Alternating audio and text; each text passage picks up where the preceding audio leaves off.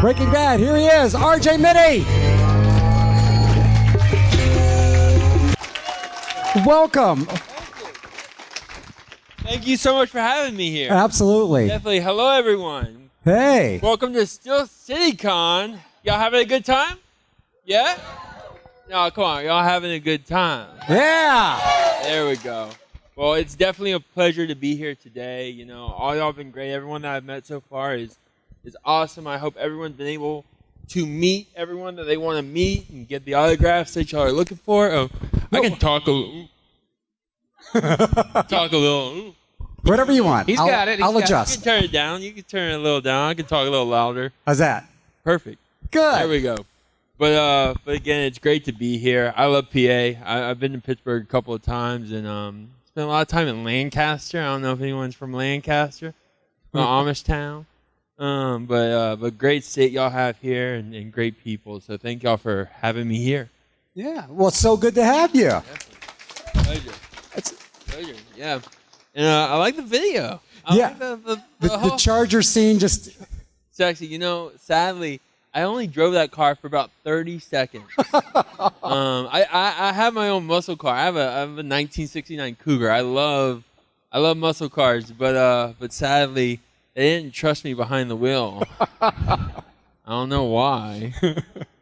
I only crashed a couple of cars. It's a great scene. Yeah. It's a really great scene. Yeah, it was. You know, it was that was I think the first time you actually saw Walt Jr. and Walt not like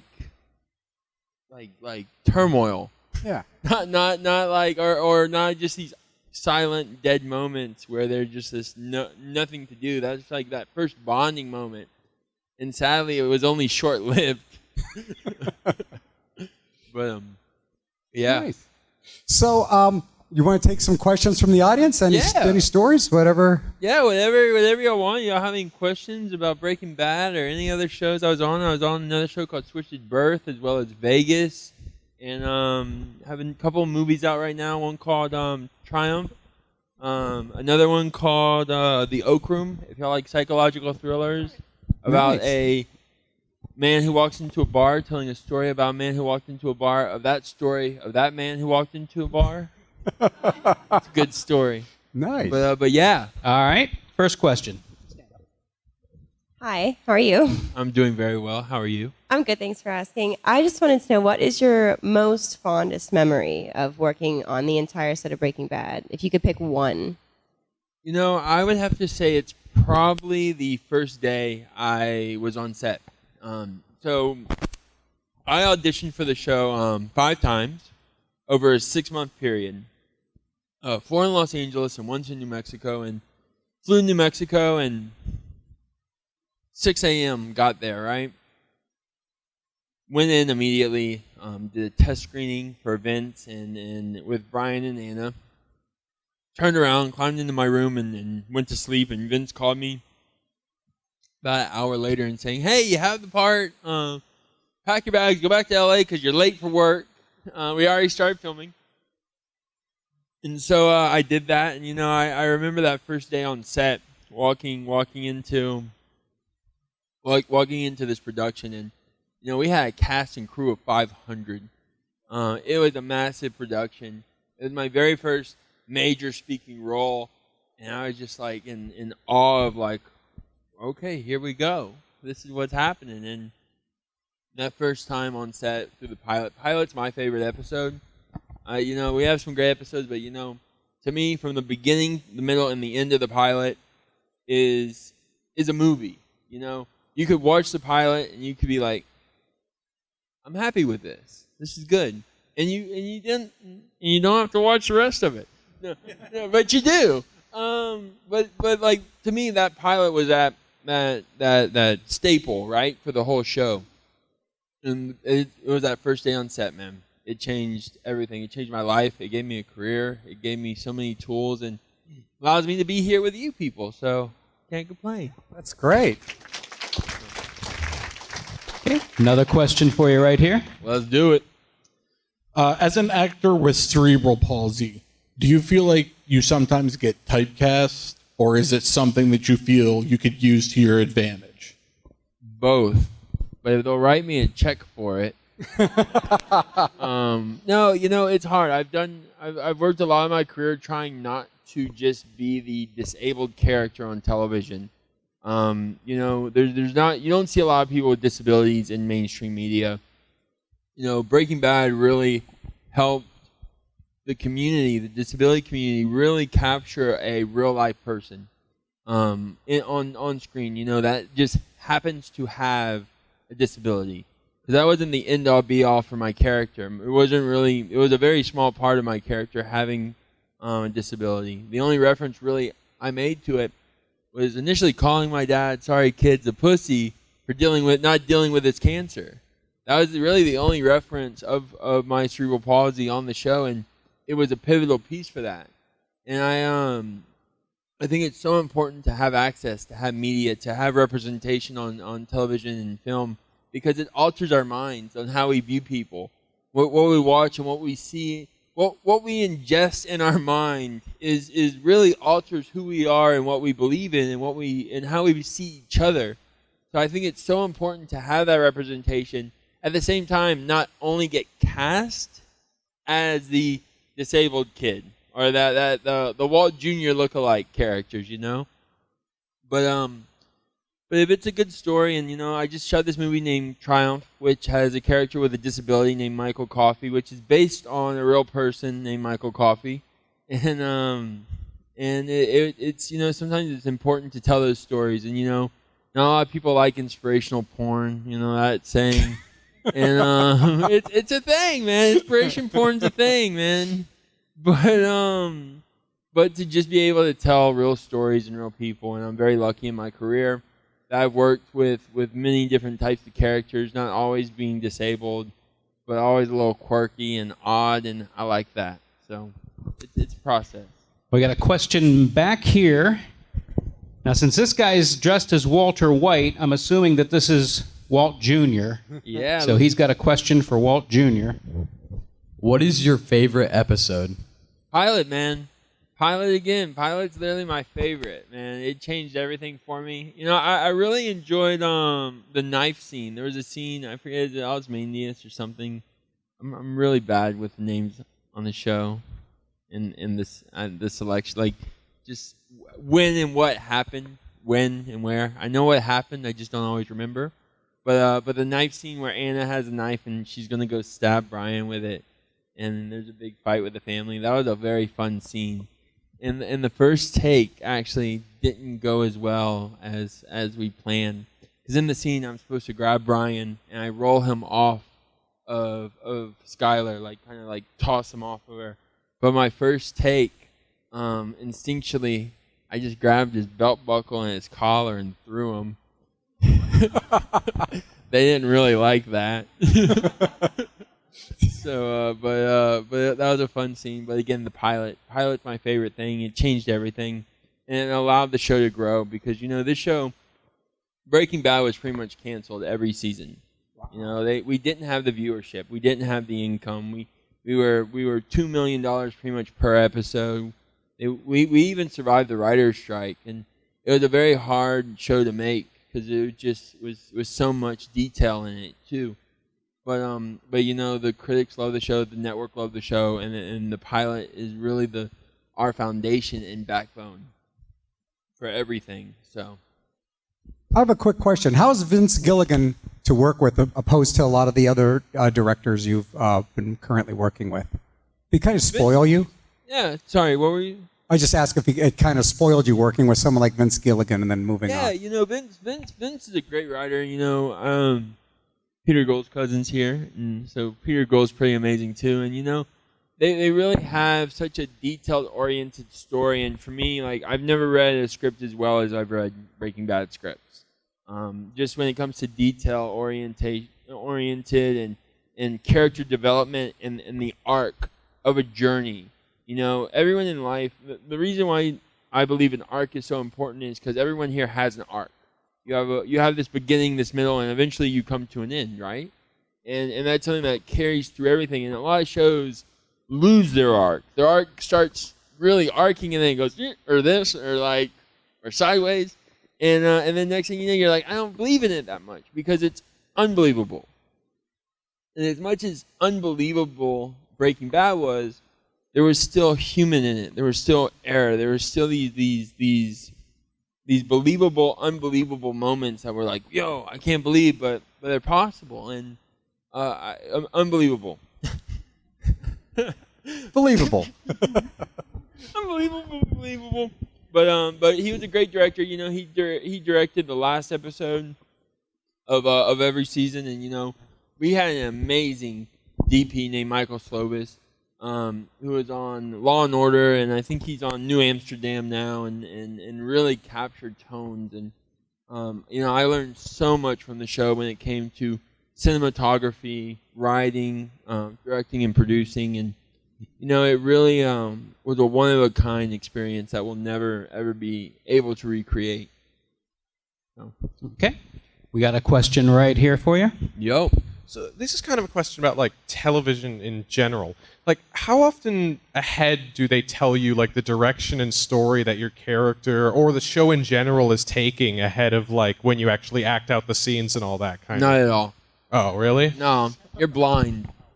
You go in, so like, yes, you kind of have a general idea of what's going to happen to your character, but really, for the most part, you don't know. Like you get on set. Like I've worked on many projects where they're like, oh yeah, your character's going to do this and this and this and this and this, and I get there and they're like, completely opposite. Everything I prepared for was just, nope, we're not doing that. We're cutting half the things and moving that over, and now your character's a bad guy. And I'm like, okay, cool. So like it really depends. And you know, in the beginning of Breaking Bad, we got a lot of our main scripts, half the scripts up front, and we were able to read it. And then about season 3, we had a leak.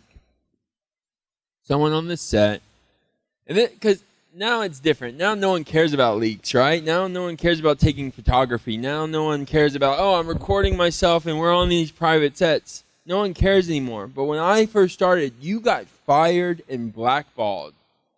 I remember a kid took a photo of a lead actress one time, and he was removed very quickly and a stamp over his name, and that dude never worked again.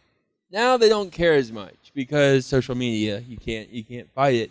But really, it's when I was on the show, they would do it, and then eventually it was day by day.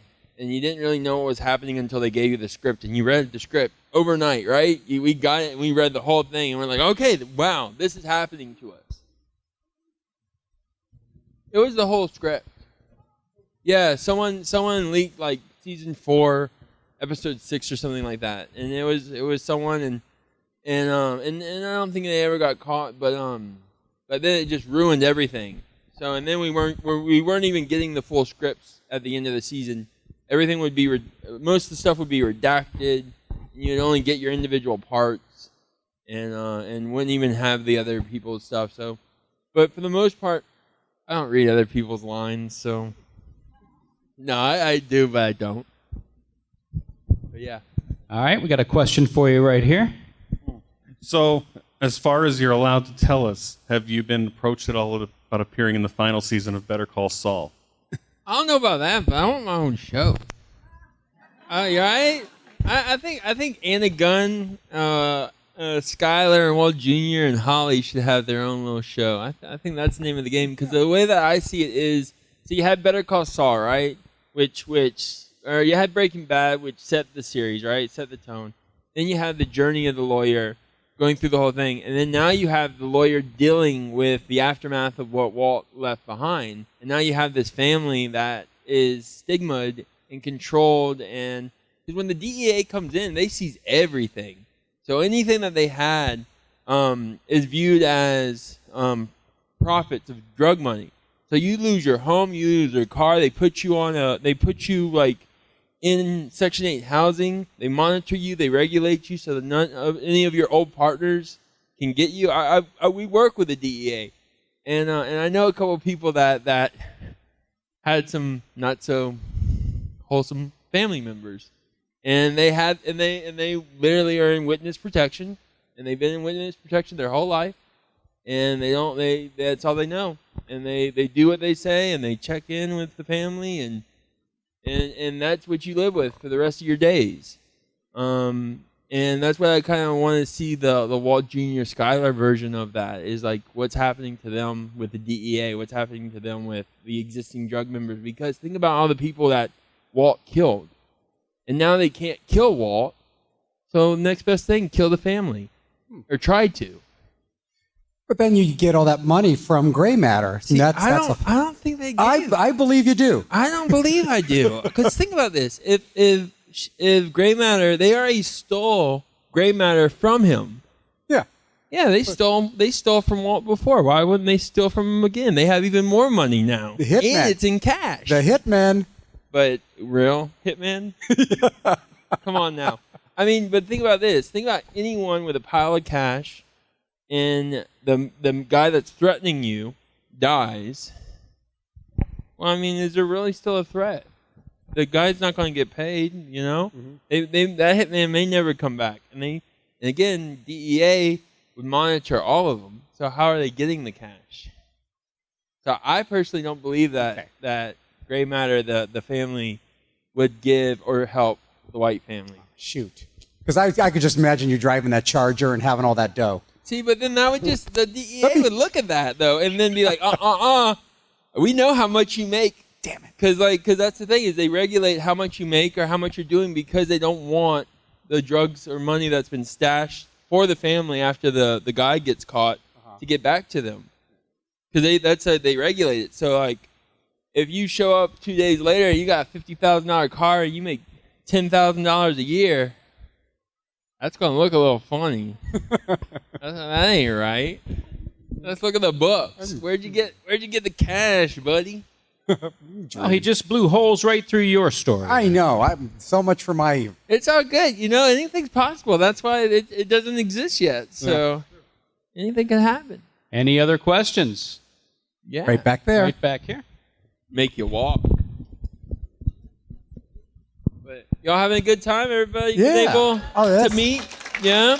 Good. How Good, long good. have you been doing cons very long? I have. I've been to quite a few conventions. You know, when Breaking Bad towards the end, we went to Comic-Con a couple of times and experienced that, and then the convention circuit just blew up and got invited to more, and I've been to conventions all over the world. I'm actually supposed to go to one in Lithuania, which got posted during the pandemic. Yeah. We're hopefully going to Lithuania next year, which I'm very excited about. Hopefully Russia doesn't move over there too far. But yeah, it's very exciting. I love conventions. I love the fans. You know, I couldn't do what I do today without you guys. You know, you're the only reason why our shows continue and push forward is your viewership and your time and energy and love for our arts. Because at the end of the day, there would be no point really if no one's watching. So thank y'all. Yeah. Question right here. What was the hardest episode to film? The hardest one to film. You know, I was in a controlled environment for the most part. Most of my scenes were very localized. But you know, the desert stuff I heard, and I went out a couple of times, and that was miserable. Man, I don't know if anyone's ever filmed in a desert or worn costumes in the desert, but I've done a lot of stuff where we're pretending it's winter and it's summer, and you're wearing like a sweater and it's like 95 degrees, and you're trying to look cold. That's pretty rough. But yeah, it varies. You know, we had a lot of technical stuff, so I think the hardest thing is really when we went over budget to continue to stay under budget. But you know, when you love what you do, the hardest days are the best days sometimes, because it pushes you. It makes you want to explore more. It makes you want to be like, oh my God, this is do or die, and we got to do this thing. And those hard days are rough, but it's so much fun, because if you have an easy day every day, you're going to devalue it. You're going to lose interest in it. And it's kind of like, well, what am I doing this for if I'm coming in and just stamping, just passing the paper and hitting the stamp? No, I rather have to write the paper and do the thing and make the paper, draw on it, write on it, and then stamp it. Call it a day. But we love what we do, so every day was an easy day. About the pilot, how was it like when watching that? What was your circumstances watching it when it first aired? So I saw it at the premiere. It was wild. I haven't watched Breaking Bad other than the first and last episode of every season. Because I really don't like to see myself, and if I'm part of it, no, I don't look. I got that Dorian Gray thing where I don't look in the mirror. I don't look at the painting of myself, or I'm just going to age rapidly. I'm like 137. I just don't tell anyone. But so the pilot though was a wild premiere, and everyone was just so ecstatic about it, and the support was unbelievable. I think we're on like the Paramount lot when it happened for the first one, or Sony one of the two. But it was just that job. I was 13 turning 14 when I started the show, and I was 20 turning 21 when I finished it. And I'm 28 now, almost 30. But it's so sad. Oh man, it's getting rough. I woke up and my back hurt, and then my knee. Never mind. Anyways, I got a question for you. Yeah, AJ. shoot. So what prompted you to get into acting? How old were you when you first started acting? What made you decide that's what I want to do? Money. Yeah. Money. But I didn't know how much I would have to pay in taxes. But so I moved out to Los Angeles for my little sister. Are there any actors in the room? Anyone trying to act? Come on. Yeah, raise some hands. I'm trying to act too. But hey, it's a grind, man. But I recommend to anyone that wants to get into the industry, sign up for extra work. It's an opportunity if you haven't been on a set before to get on a set and to have very minimal responsibility, which is very nice. But I started working as an actor when I was 12. My little sister, who wishes she could be here today, but she sent me a list of autographs I have to get. She loves conventions, and I think few people that I know my sister here, but she got casted out of a water park, when she was one and a half. And an agent saw her and wanted to use her for a Luso Ball campaign. And we're like, sure, why not? My mom at the time was just in a car accident. She was partially paralyzed. And we were busy with a lot of family stuff, and everyone's sick and dying and all that shit. Good times. Builds character. But we were like, we need somewhere to go. We need something to do. So we got this opportunity to go to Universal Studios for the month. We weren't there for the month, but we were there for the month.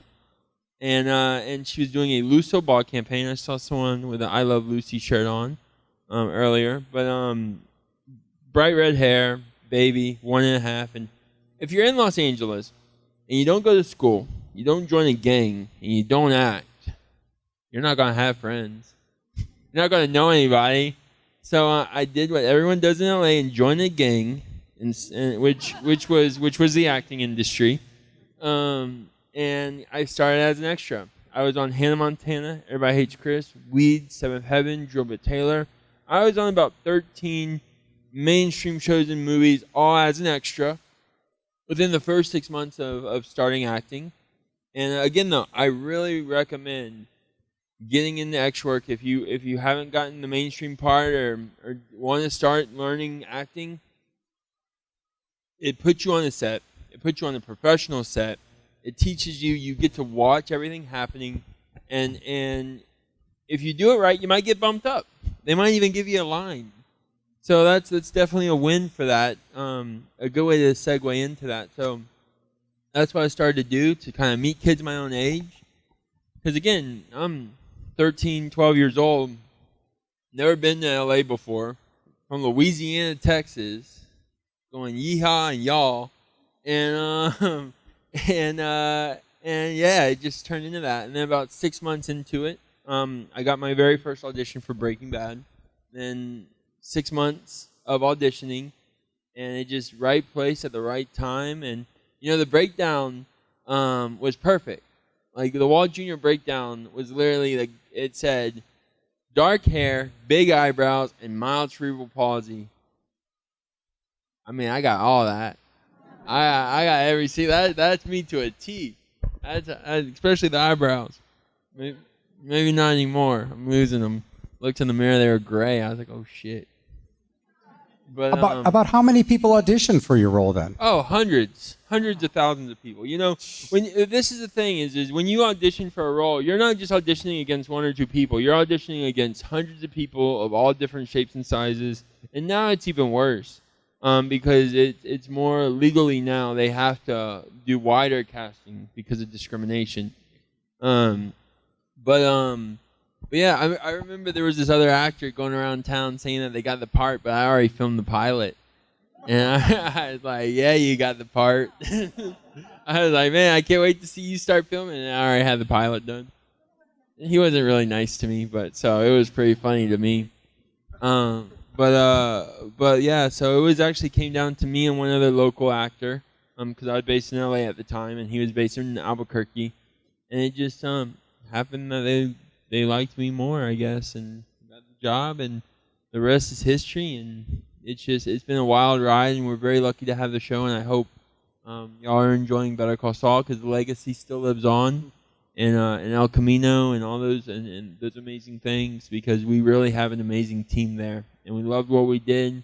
We still love what we do, and I hope y'all do too. So yeah, got time for one more question. Yeah, all right, right there, right over here. I was going to ask you if you had ever seen your TV dad, Bryan Cranston, as Dr. Whatley in Seinfeld. I did. That's actually where I saw him first, and Malcolm, and I saw him on he did it was Vince's show. Vince was on the X-Files. Saw Bryan on the X-Files. Oh, that's too. right. He was a guy with a bug in his head, or he was in the car with a bug. Yeah, right. Something like that. Yeah, he had to keep it over. It was like that movie where you have to keep the speed, where you have to keep the bus over 75 miles an hour. But instead of the bus, it was his brain. All right, we'll make this the last question of the Q&A. No problem. So how many times a day do you get called Flynn? Oh, it happens. I'll tell you that. I don't know how many times, but it happens from time to time. I don't mind it. That's my job. People ask me, don't you hate getting recognized, or don't you hate dealing with this? And it's not always easy. Everyone, we're all flesh and bone. At the end of the day, everyone has bad days, everyone has good days, and everyone has everything in the middle, right? But when you have something like Breaking Bad, you do have an obligation to not just yourself, but to your fans and the community that surrounds your project. And I'm very grateful for the community that we have with Breaking Bad, because it's an A1 community. and it's just really, it made the show what it is today. We are a very niche community when it comes to Breaking Bad. We're not everyone's cup of tea, but it still echoes today, and it still carries on. And I'm just very grateful for what we do and what we have and all the fans here. So thank you all so much. And I saw a couple more hands. I'm right out that door. If you have any questions, don't worry about buying anything. Come say hello. Come ask your question. And yeah, I'll be here. I'll be here today and tomorrow. Head back to Texas Monday. So I hope everyone's enjoying your day. Thank you all for having me here. Thank you for coming out. RJ Mitte, thank you so much. Make sure and visit his table and hang out. Hi, this is Aaron Ashmore, and you are watching Phantom Spotlight. Be sure to like, share, and subscribe like now. Oh, and have fun and follow your fandom.